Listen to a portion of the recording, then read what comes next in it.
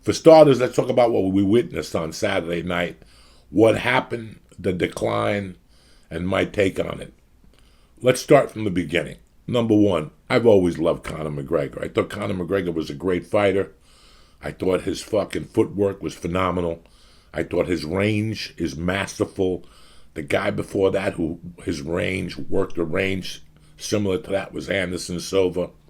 I made a comment one time. The only disagreement I had with Conor McGregor was I did not like the Dennis Siver fight. I thought they should have given him a better opponent because I knew it would have come back to bite him in the ass. And number two, I didn't like how he was treated because I've been there. I've been there as a comic where, you're in a room with 6 comics and one comic gets like a mansion and you and the other 6 guys got to split a fucking floor. So my whole thing was I didn't like the treatment of him or whatever, but he does generate a lot of cash. So I get it from that perspective, but from being there, I didn't like it. But I've always thought he was great. I always thought he was a superb fighter. He did things that nobody else did in the sport. He was a 2-time fucking champion. Now you got to ask yourself what happened. Me, I love to be an observer. I've always been an observer. You look at things, you shut your fucking mouth, and you see what happens and what goes down in that. I can tell you one thing for sure about me. When I started watching MMA, and I was friends with Rogan way before, I didn't get into MMA till maybe after I was friends with those guys for 10 years. I didn't want to see 2 guys wrestle with fucking bikinis on. And, I came from the Bruce Lee school. I turned on the UFC one day and I saw Butterbean. A guy's got a body like mine. He's in the ring fighting. I thought this was just like a fucking joke. And then I actually saw Anderson Silva in his first fight against Chris Leben. And I was blown the fuck away. I became a fan. I also watched the Ultimate Fighter finale, and I had become a fan. There's nothing to do with Rogan. Rogan and those guys they would be sitting in the car talking about jiu-jitsu all the time. I didn't give a fuck. I was looking out a window like Rain Man, stoned to the gills, thinking to myself, what are these fucking assholes talking about? Sweeps and fucking arm bars and shit. But once I watched the UFC, I really started comparing MMA to stand-up. I started looking at my career and what my strengths and weaknesses were. In the MMA, you have jiu-jitsu, you have wrestling, you have boxing, and you have kickboxing. And you have to combine them, and you have to see how they come at you from all angles. Well, in stand-up, you have storytelling, you have improv, and you have the straight traditional stand-up setup. So I was always very, very good at improv. I started improving, not in an improv troupe. I started on stage improving by myself because in Boulder every week I had the same fucking mutts eating the same fucking steak special, and you had to give them new jokes every week. I wasn't that good in the beginning, so I had to just improvise.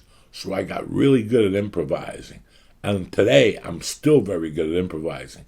There's only one problem with improvising, that it's either everything or nothing. You either go 100%, I either look like a fucking god that's floating up there, or I eat a bag of shit.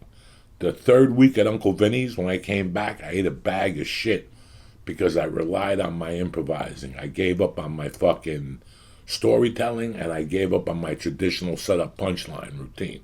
So comedy and MMA are very much connected because they're an art. There's 100 ways to do an armbar. If you walk into 3 different jiu-jitsu schools, you'll notice that each one will give you a different detail that one didn't give you because it's an art. There's 30 ways to fucking do a Kimura. There's 30 ways to do an armbar. There's 30 ways to make somebody laugh. So I'm a fan of MMA because it made me a stronger stand-up comedian. When I saw Conor McGregor, I thought he had all the tools. He was great. They hyped him up. The Dennis Siver fight pissed me off, and I became vocal about it, and people took it the wrong way, like if I didn't like Conor McGregor, and that wasn't the case. You guys know I'm not a hater. I give props. Even when I don't like certain people, I may not be a big fan of somebody musically, but I give them props. You know, I saw Jerry Cantrell once at the Roosevelt Hotel. I said hello. The guy looked at me like I was fucking, like I had AIDS and COVID. I could tell he wasn't that nice of a person. I asked around, people were like, "Ooh, you got to stay away from him. He doesn't even do certain radio interviews." You understand me? It's not now. Do I not listen to fucking Jar of Flies, Dirt, you know, the other one with the dog on the cover? Do I not listen to them? Yeah. And I fuck Rotten Apple and Nutshell. There's no better guitar playing. But Jerry Cantrell, I'm not a fan of because of his personality. But whatever, that doesn't. Whatever, that doesn't. It doesn't fucking affect me in no way. I'm still a fan of his fucking music. I was never a fan of McGregor. I just wasn't a fan of the treatment, and that Dennis Seaver fight should have really been a Frankie Edgar fight. And Frankie Edgar was a different Frankie Edgar, then it would have came back. Let's say he would have lost, right? He was still 25 years old. He was still making money, and he still could have, in his prime, which is 29, 30, 31, he would have been a phenomenal fighter. If McGregor would have took 2 losses down the line early, he would have been a phenomenal fighter. So he fights Dennis Seaver. I forget who he fights after that. And then they give him all that boxing shit. They give him all that boxing shit when he fought, you know, Mayweather, and that takes away from focus. That takes away from what you're doing. Now, this made all these UFC fighters jaded. You saw them. Every time somebody fought, if a fucking janitor fought, he called out Conor McGregor because it made you jaded towards him as a human being, not because of his actions. Listen, the thing with Khabib and all that shit, he threw a thing through the glass. That's all part of the game. Everything's fair in love and war. You got it right. All's fair in love and war. So what are you guys talking about? It starts with the psychological. When you're fighting somebody, McGregor used to use the psychological. He'd start with the psychological attack on you, and then he'd break you down with the psychological.